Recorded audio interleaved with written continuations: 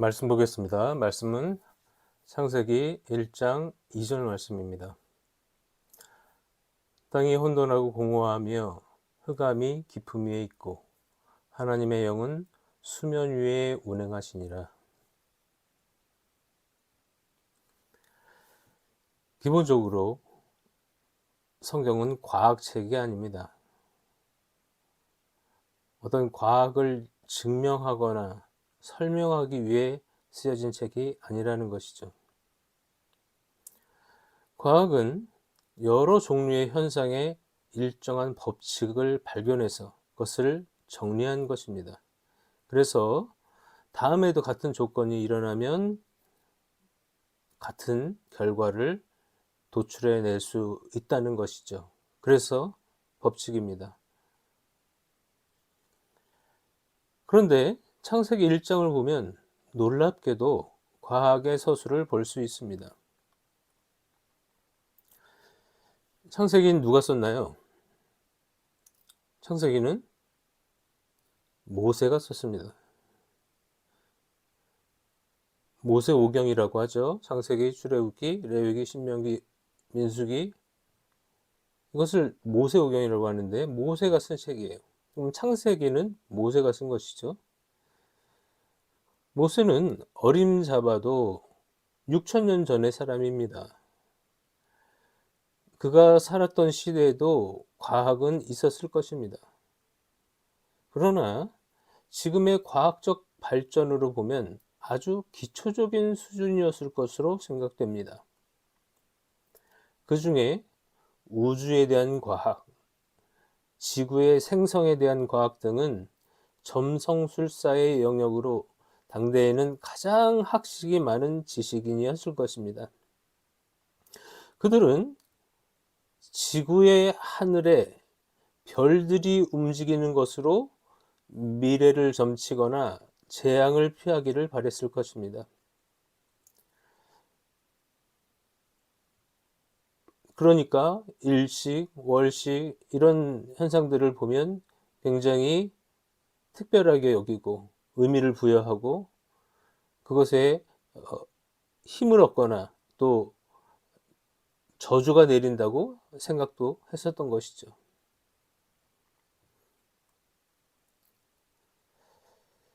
지금에 와서는 태양과 지구도 다른 행성과 행성들처럼 움직이는 것을 알게 되었지만 6,000년 전의 과학으로는 우주의 생성 과정을 알 수 없었습니다.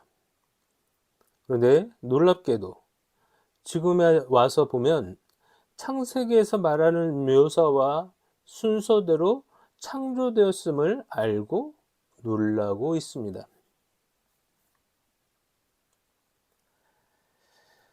다른 차원, 4차원 이상의 차원의 세계에 대해서는 차치하더라도 최소한 지구와 그 안에 사는 동식물들의 생성물 순서를 보면 놀랍습니다. 혼돈하고 공허하며 흑암이 깊음 위에 있고 우주 또한 하나님의 창조물이지만 우주를 창조하신 과정은 설명하지 않습니다. 우주의 어둠과 무질서함과 아직 항성과 행성들이 만들어지기 전부터 상황부터 설명하십니다. 자, 첫째 날입니다. 첫째 날은 창조를 결심하셨습니다. 그래서 창조를 하십니다. 시작하십니다. 그 하나님이 빛부터 만드십니다.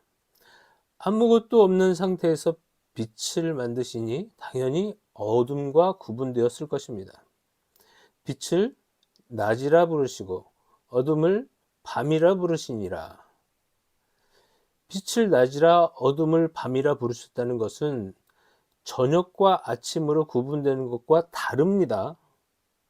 저녁이 되고 아침이 되니라는 구절은 지구의 자전으로 해가 비치는 시간대와 비치지 않는 시간대로 나누는 것을 표현하는 것입니다. 쉽게 얘기해서 지구가 이렇게 돌죠. 한 바퀴를 돕니다. 그게 하루예요. 그걸 하루라고 우리가 정했습니다. 그런데 이 지구가 태양에 비춰짐을 당할 때는 낮이지만 빛이 비춰지지 않는 반대 방향에 있을 때는 그거를 밤이라고 부르죠. 그러니까 이 해가 떠 있는 낮과 해가 진 상태인 밤과의 시간대는 여기서 얘기하는 빛을 낮이라 부르시고 어둠을 밤이라 부르시니라, 이런 내용과 다르다는 것입니다. 태양과 같은 별들이 만들어졌다고 해도 아직 지구는 자전을 하지 않았습니다. 왜 자전을 하지 않았는지를 이후에 설명하겠습니다. 둘째 날이 되었습니다. 물 가운데 궁창이 있어 물과 물로 나뉘라. 지금도 우주의 어떤 행성은 공기층이 그저 수증기로 가득한 곳도 있을 겁니다. 지구도 수증기로 가득한 그 상태였지만 공중의 수분과 지면의 수분으로 구분된 것을 말합니다. 이 시간대에 살아있었던 사람이 있습니까? 그리고 그 사람이 전하는 내용을 우리가 전달해서 들을 수 있습니까? 볼 수 있습니까? 읽을 수 있습니까? 아무도 없었죠. 이것을 하나님께서 모세에게 알려주신 것이에요.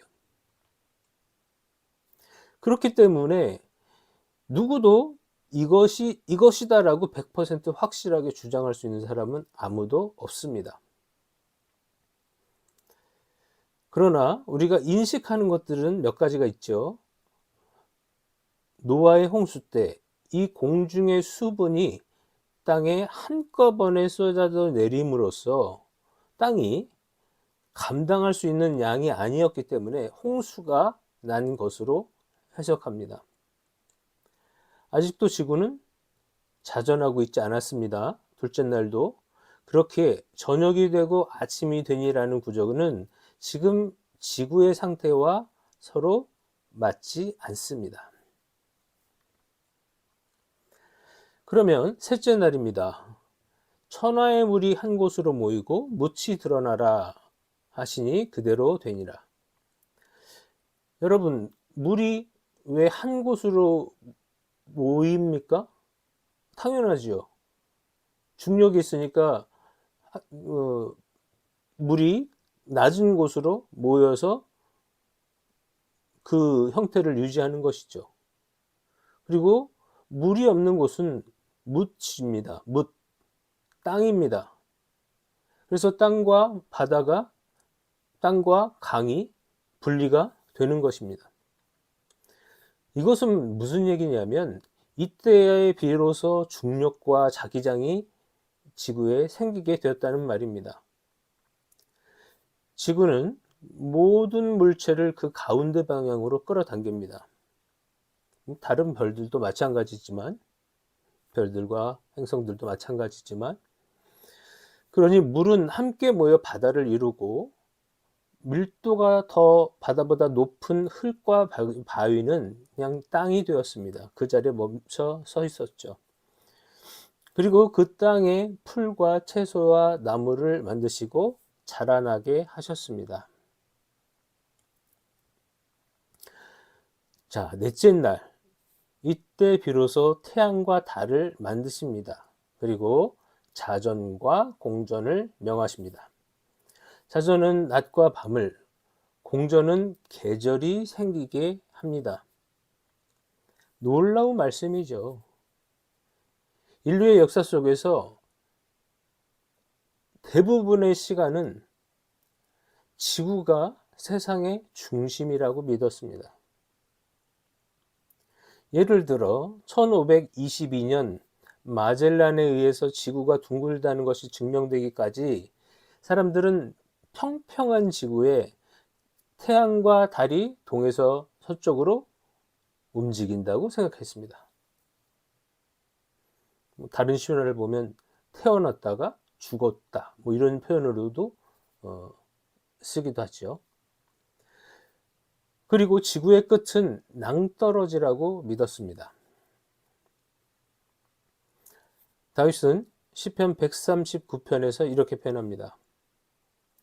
내가 주의 영을 떠나 어디로 가며 주의 앞에서 어디로 피하리이까? 내가 하늘에 올라갈지라도 거기 계시며 스월에 내 자리를 펼지라도 거기 계시니이다. 내가 새벽 날개를 치며 바다 끝에 가서 거주할지라도 거기서도 주의 손이 나를 인도하시며 주의 오른손이 나를 붙드시리이다. 참 우리가 좋아하고 힘이 되는 말씀입니다.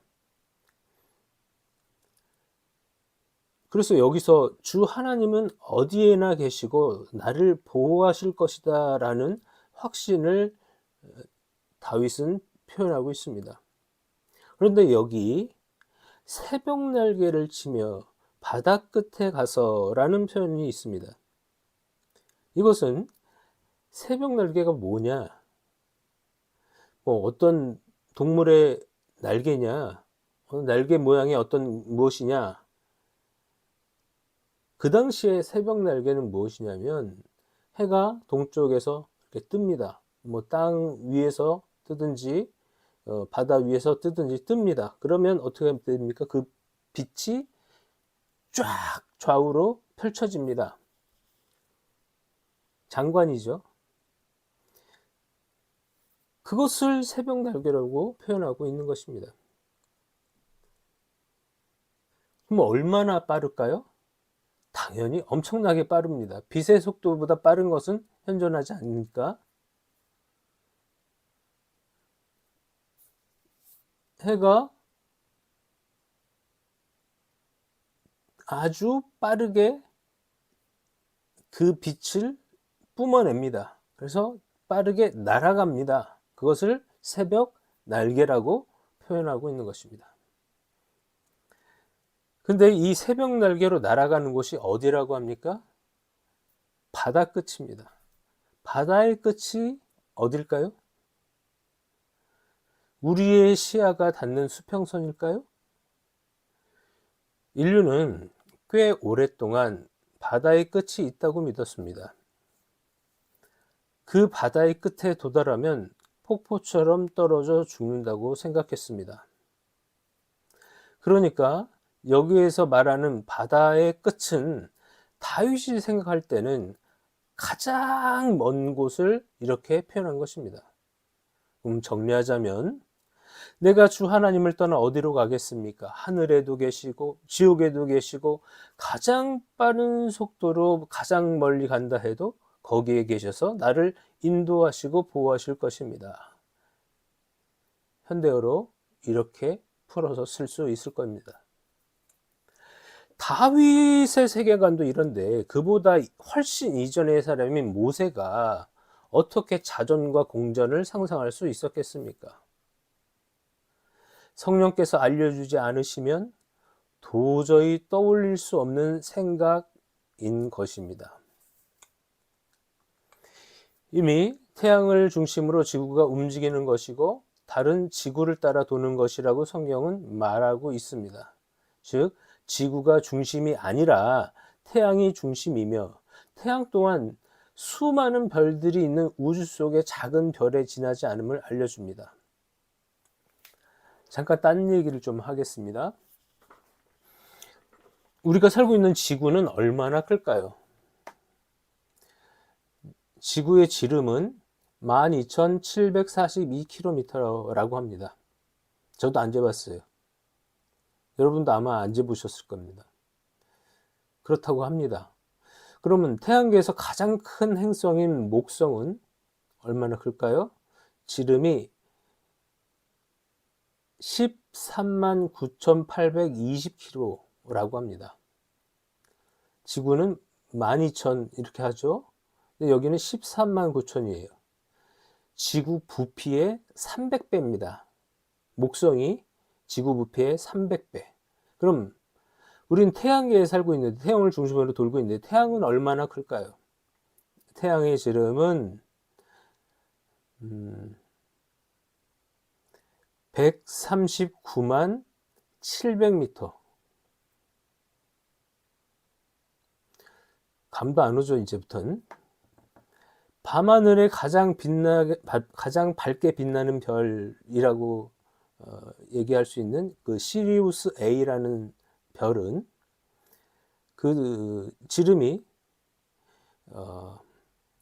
238만 킬로미터입니다. 가까운 발광체 순서로 베텔게우스는 100, 1000만, 10만, 100만, 1000만, 억, 12억 킬로미터. 태양의 700배. 스티븐슨 2-18은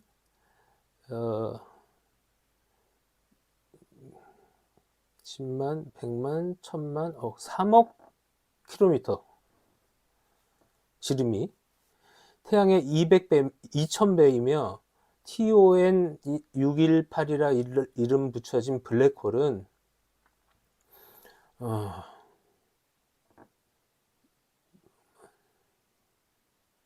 100만, 1000만, 억, 39억 킬로미터. 맞는지 모르겠습니다. 가장 가까운 별보다 130배 큽니다. 자, 이제는 감도 안 오죠. 저도 지금 읽는데 굉장히 어려움을 겪는 것처럼 거의 무의미하게 숫자가 올라가고 있습니다. 거리를 재는 단위를 바꿔서 빛이 1년 동안 이동한 거리를 1광년이라고 합니다. 이렇게 정하기로 했어요. 1광년은 약 9조 4600억 킬로미터입니다.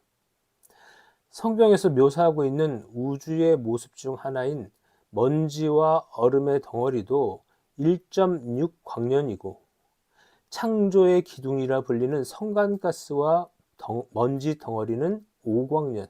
지금 우주에 이렇게 떠 있다는 거예요. 별의 집합체 성단은 160광년. 별들의 도시 소마젤란 은하는 7000광년. 대마젤란 은하는 14000광년. 그러니까 우리가 빛의 속도로 간다 그래도 14000년이 필요한 거예요.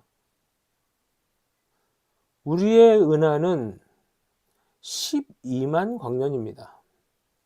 총 질량은 태양의 3조배, 별은 4000억 개 이상입니다. 그럼 우주는 얼마나 클까요? 얼마나 큽니까? 과학자들에게 물었습니다. 정답은 모른다입니다. 우리의 시선과 육안으로 관측 가능한 우주는 10만, 100만, 1000만, 억 93억 광년 뿐이에요. 93년 광년, 93억 광년. 그 이상은 측정도 불가하고 얼마나 큰지를 알 수 없다는 것입니다. 인식하지 못한다는 것이죠. 그래서 실제 우주가 얼마나 큰지, 그 끝이 어디인지를 아무도 얘기할 수 없어요. 근데 거리와 부패가 이제는 감도 오지 않습니다. 저 숫자도 잘 못 세겠어요. 어떤 물질이 빅뱅으로 이렇게 전 우주로 흩어졌다는데, 그러면 무엇이 빅뱅한 것입니까? 우주는 측정 불가인데 이 숨찬 거리, 즉 빛의 속도로 날아가도 9300억 광년, 잘해야 100년 사는 인간이 이 큰 단위의 거리를 측정한다는 것이 말이 안 되죠. 불가능합니다. 그러니까 저쪽 끝에서 뭐 어디까지 가는 거리가 9300억 광년, 빛이 얼마나 빠릅니까? 엄청나게 빠르죠. 그 빠른 빛의 속도보다도 9300억 배가 멀리 있는 것이 우주의 우리가 측정하는 거리입니다. 저는 이 거리도 하나의 학설일 뿐이라고 생각해요.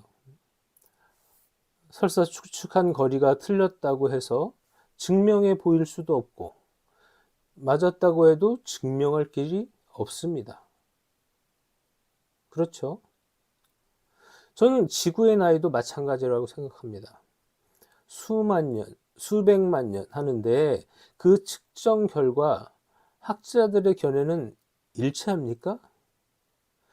증명할 수 없는 명제는 참이 아닙니다. 역시 추정할 뿐이고 증명할 수 없기에 과학이 아닙니다. 그러면 우리가 여태 과학이라고 믿고 있었던 것이 증명할 수 없기 때문에 참이 아니라는 것이죠.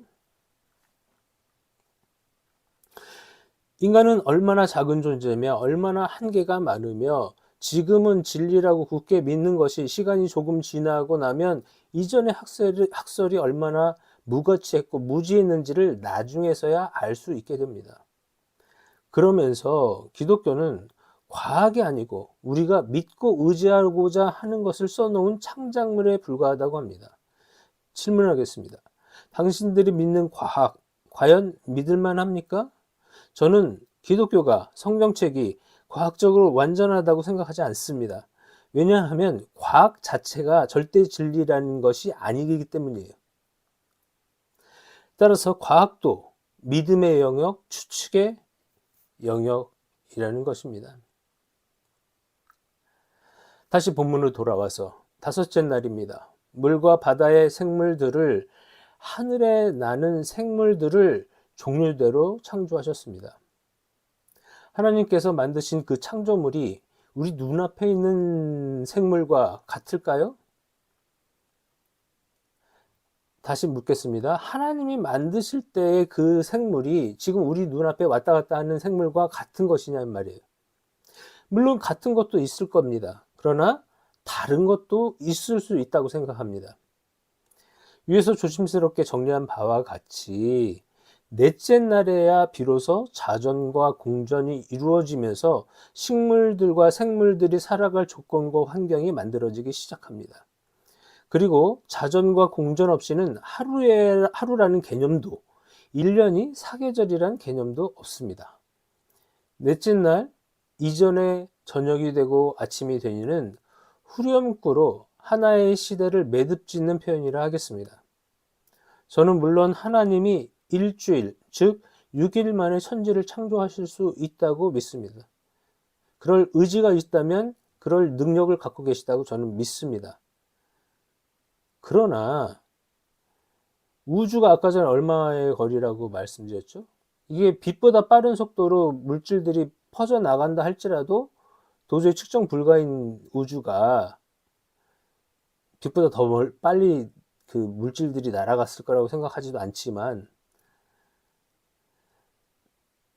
저는 창세기 1장에서 말하는 하루를 하루 24시간으로 한정하는 것은 하나님을 협의적으로 해석하는 것으로 보여집니다. 그래서 저는 하루, 즉 저녁이 되고 아침이 되니는 하나의 세대의 구분이라고 생각하는 것이 자연스럽다 생각합니다. 우리는 공룡이 살았던 것을 믿습니다. 그 크기, 부피, 그 구조, 이런 것들을 보면 아주 놀랍습니다. 그리고 추측의 영역으로 공룡을 연구하기도 하죠. 현재 우리의 눈에 보이지 않았던 생물들이 살았던 것을 화석을 통해서 알게 됩니다. 마찬가지로 공룡이 살았던 시대에는 볼 수 없었던 동물이 현재 존재할 수 있습니다. 하나님이 만드신 창조물이 그대로 생존하기도 하고 멸종하기도 한다면 하나님이 만드셔야 할 종류는, 그 생물들은 너무 많아지죠. 그러니까 지금 우리가 보고 있는 종류보다 훨씬 더 많은 종류를 만드셨어야 지금 우리가 보고 있는 그 종류의 적은 수, 그때보다 적어진 수의 동물의 종류를 우리가 볼 수 있게 되는 것이죠.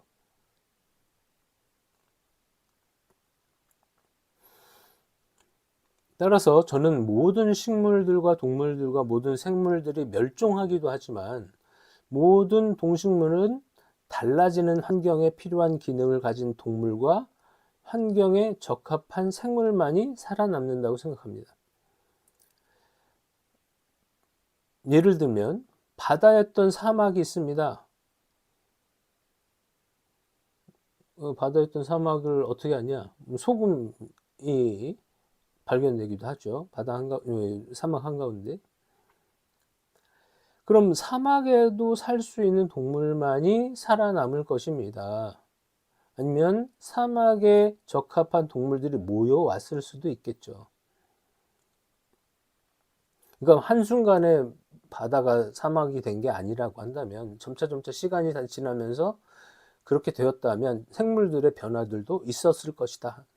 그 주변에 사는 생물들도 그 안에 사는 생물들도 달라졌을 것이다. 이 말씀입니다. 빙하기가 있었습니다.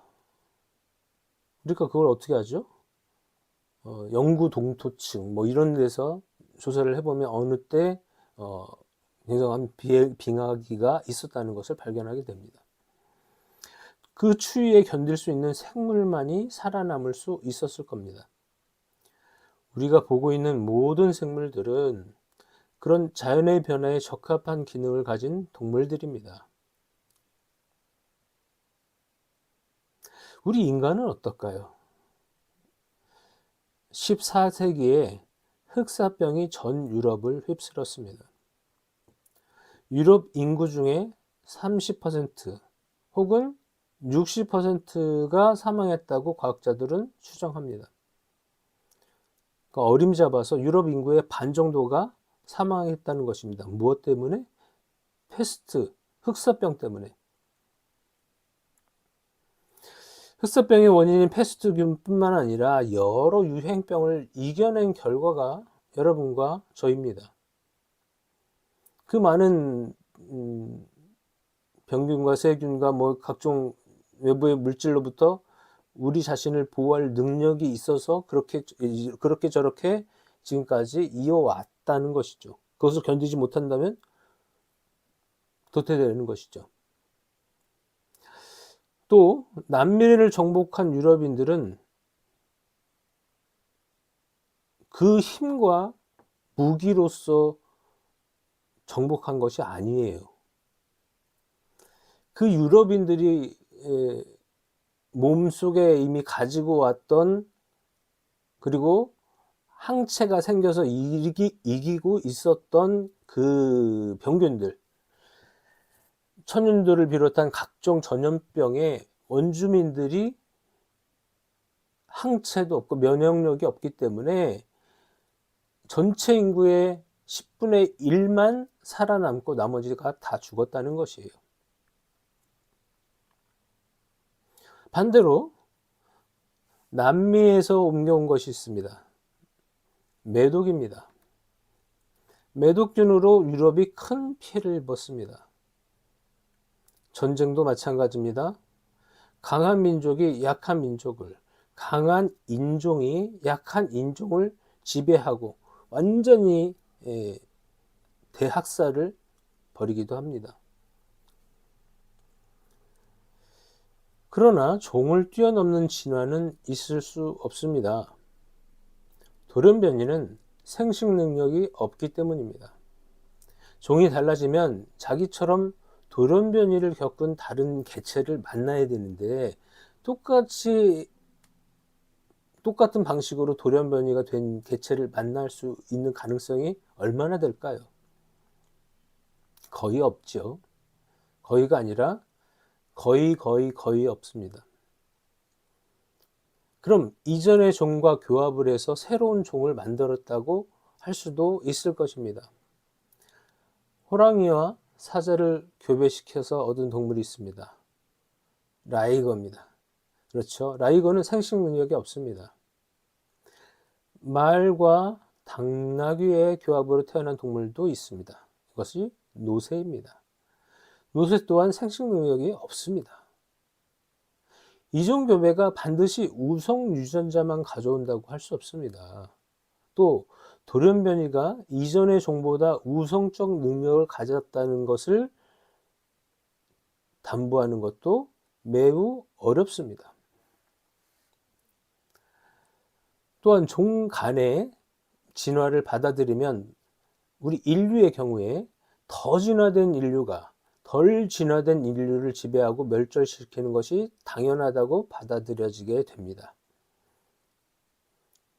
우생학적인 차별과 학살이 인정받게 될 것이죠. 이것이 2차 대전을 일으켰던 민족들이 가지고 있었던 과학입니다.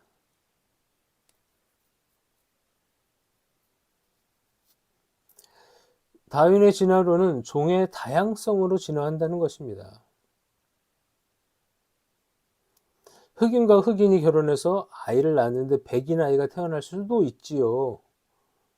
미국에서는 여러 색깔의 인종들이 살기 때문에 이런 일도 충분히 있을 수 있습니다. 반대의 경우도 있을 수 있습니다. 그러고 본 걸 다양성이라고 얘기할까요? 그런 거는 아닙니다. 그건 아닙니다. 참새도 동아시아의 참새와 유럽의 참새가 다릅니다. 비둘기도 그렇습니다. 호랑이도 그렇습니다. 코끼리도 그렇습니다. 아시아 코끼리와 아프리카 코끼리가 다르죠. 다릅니다. 호랑이도 벵갈 사는 호랑이와 시베리아 호랑이가 다릅니다. 종을 뛰어넘는 진화는 증거가 없습니다. 진화가 이루어지고 있다면 세상 어딘가 네안데르탈린에서 지금의 호모사피엔스 사이에 사람이 살고 있어야 합니다. 아프리카에 사는 기린과 얼룩말이 더위에 잘 적응할 수 있는 개체로 진화하고 있다는 가설을 증명하는 동물이 있을까요? 그럼 적응하지 못하는 동물도 있을까요? 우리 눈에 보입니까? 그렇게 분류가 됩니까? 이 동물에서 어떻게 발전해 가고 있다. 여섯째 날은 하나님이 이르시되 땅은 생물을 그 종류대로 내되 가축과 기는 것과 땅의 짐승을 종류대로 내라. 각종 동물들의 독특한 소리로 세상은 시끌벅적했을 것입니다. 하나님은 사람을 만드시기로 결정합니다. 그 사람에게 세상의 모든 생물들을 다스리는 일을 맡기기로 합니다. 그런 어렵고 힘들고 머리 아픈 일을 하려면 특별한 능력이 필요합니다. 그래서 하나님은 인간을 하나님의 형상으로 만들었고 생기를 불어넣어서 생명이 되게 하셨습니다. 여기서 잠깐, 하나님이 인간을 만들 때 복수의 대상이 상이하여서 만드는 것과 같은 표현이 있습니다. 우리가 우리의 형상을 따라서 우리의 모양으로 우리가 사람을 만들고, 이게 무슨 얘기입니까? 우리는 유일신 하나님을 믿는데 왜 하나님 자신을 복수인 우리라고 표현하고 있을까요? 그것은 한국 사람들이 말하는 우리 엄마, 우리 아빠, 우리 가족, 우리 학교 이런 얘기가 아닙니다. 우리입니다. 복수, 두 사람 이상, 두 대상 이상의 군을, 집합군을 우리라고 하죠. 하나님은 여러 이름이 있죠. 여러 이름이 있는데 그 중에 하나님이라고 표현하는 것은 엘로힘입니다. 엘로힘. 여기서의 힘이 복수입니다. 그러니까 히읗자 빼고 이와 미음, 이것을 복수라고 표현하죠. 복수로 표현합니다. 그것을 소위 장엄복수라고 합니다. 즉 하나님과 같이 높고 초월적인 신과 같은 분을 복수로 표기해서 대상을 위대하고 능력 있는 분이라고 표현하는 방법 중에 하나입니다. 장엄복수는 복수로 표기되지만 단수, 즉 유일신을 의미합니다. 그런데 여기서 쓰인 장엄복수는 그러니까 유일신이 아니고 복수의 신이라고 표현하고 있다는 것이죠. 복수의 하나님이 서로 상의해서 사람을 만드시기로 결정하십니다. 여기서 성부, 성자, 성령의 삼위일체의 교리를 정리하고 발전시키게 됩니다. 어떤 생물도 삼위가 상의해서 만들었다고 표현하는 것이 없습니다. 우리랑 가장 비슷하다고 얘기하는 침팬지, 고릴라, 아니면 바다의 가장 큰 고래, 하늘을 나는 독수리, 어떤 동물도 하나님의 상의를 통해서 만들었다고 표현하는 것이 없습니다. 하나님의 또한 생기를 넣어서 만든 것도 인간 외에는 어떤 동물도 없습니다. 하나님은 우리를 자신의 형상대로 지으셨다고 합니다. 저는 창세기를 처음에 공부할 때 이 형상이 무엇일까? 또 신학교에 가서도 배우기도 합니다. 그러나 저는 가장 단순하게 표현하고 싶어 하고 그것을 받아들이는 사람들이 이해하게끔 써놨던 이 성경책이 그렇게 복잡한 내용으로 이해될 거라고 생각하지 않습니다. 이 세상에 가장 나와 닮은 사람이 있습니다. 누굽니까?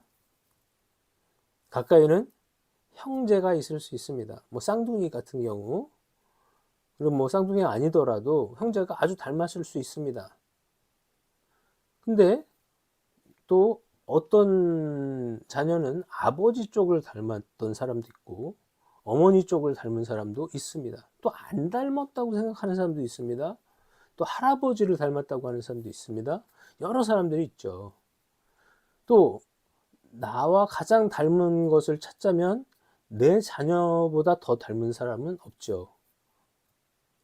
바로 내 형상은 부모, 형제, 자녀의 형상에 녹아 있는 것입니다. 하나님은 자신의 형상으로 인간을 만드셨다고 하십니다. 그리고 신약시대에 와서는 하나님을 아버지라 부르게 되었습니다. 구약시대에는 아버지라고 부르는 기록이 없어요. 그런데 창세기 1장에서 이미 하나님은 우리의 아버지이시고 우리는 하나님을 자녀처럼, 하나님을 아버지처럼 닮았다고 정리할 수 있겠습니다. 그다지 설명하고 싶지 않지만 여기서 다른 교리가 나오기도 합니다. 하나님 아버지, 하나님 어머니, 내가 하나님이다. 그래서 내 자녀들은 특별하다. 뭐 이런 얘기들. 자신이 태어난 그 마을은 굉장히 특별한 뭐 은총과 은혜가 있는 곳이다. 어떤 기운이 모여 있는 곳이다. 뭐 이런 사이비 종교에서 이 기독교적인 이 기본적인 교리를 가지고 자신이 하나님이라면서 자신의 권위를 높이려는 시도를 하곤 합니다. 반드시 하나님께서 그날에 그들을 심판하시기를 바랍니다. 그러나 그 이전에 이런 어처구니 없고 잘못된 교리를 믿고 이단에 빠지지 않기를 간절히 바랍니다. 또 창조의 과정에서 천사의 창조 언급은 없습니다.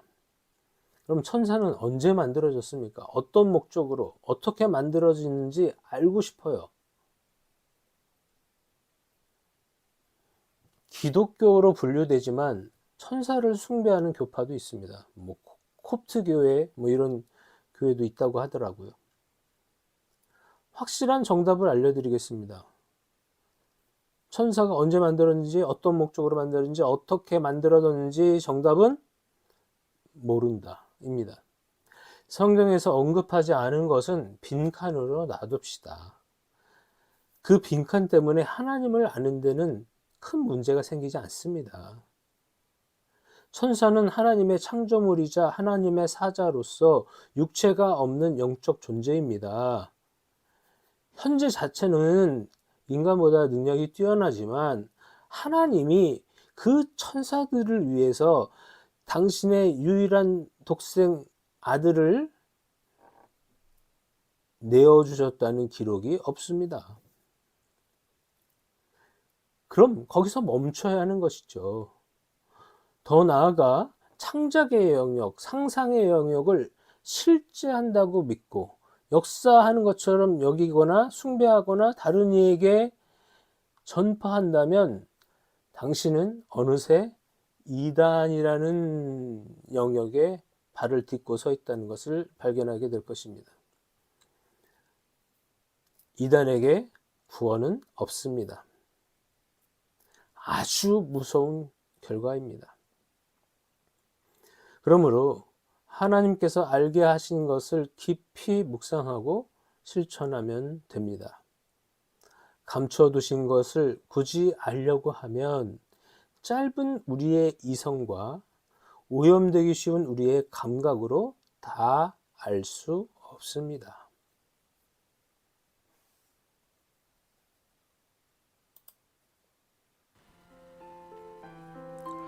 안녕하십니까, 김성문 목사입니다. 저는 목회자로 또 신학자로 30년을 살았습니다. 많은 성도들을 보았고 불신자들도 만나봤고 또 가난한 성도라고들 하죠. 교회를 다녔으나 이런저런 상처를 안고 교회를 떠나 계신 분들도 많이 만나봤습니다. 가장 가슴 아픈 것은 이단에 빠져 계신 분들입니다. 꼭 필요한 평신도 교육이 있었다면, 바르게 말씀을 대하는 방법을 알려주었더라면 이단들의 그 얄팍한 신학조차도 구분해내지 못하는 일은 없었을 것입니다. 그 죄는 저를 비롯한 목사들의 책임입니다. 그래서 지금이라도 교회 안의 성도들과 교회 밖의 성도들, 그리고 아직 복음을 알지 못한 분들에게 쉬우면서 정확한 성경을 함께 연구해가면서 성장해 나가길 바랍니다. 맨 앞에 페이지에 제 학력을 넣은 것은 잘난 척 하려는 것이 아니라 건강한 정통 신학을 공부한 사람이라는 것을 말씀드리고 싶어서 써놓은 것입니다. 오해하지 않으셨으면 좋겠습니다. 이 사역을 위해서 기도해 주십시오. 제가 지쳐 넘어지지 않도록, 또 성경을 바르게 보고 바르게 전할 수 있도록. 그래서 성도님들이 이 말씀을 가지고 힘을 얻고 기쁨을 회복할 수 있도록 기도 바랍니다. 또한 재정적인 후원도 필요합니다. 유튜브의 특성상 최소 얼마의 시간과 구독자가 있어야 수익이 발생하는 구조다 보니 제 컨텐츠가 많은 사람들이 보기에 어려운 분야이고 유명한 목사나 연예인도 아니기 때문에 쉽게 그 수를 충족하기 어려울 것 같습니다. 저희 교회는 메타교회이나 대한예수교 장로회 합동측에 소속되어 있고 비영리단체로 등록되어 있어서 헌금 영수증이 필요하신 분들은 연말정산 기부금 세 공제에 사용할 수 있도록 준비하겠습니다. 교회 건축은 하지 않기 때문에 건축헌금 필요 없습니다. 하지만 교회가 정해지지 않아서 11조를 낼 곳이 마땅치 않다면 저희 교회에 헌금하시기 바랍니다. 정해진 사례와 교회 운영에 필요한 금액을 제외한 헌금 전부를 해외나 국내의 선교 사역을 위해 사용하겠습니다. 후원을 기다리고 있겠습니다. 감사합니다.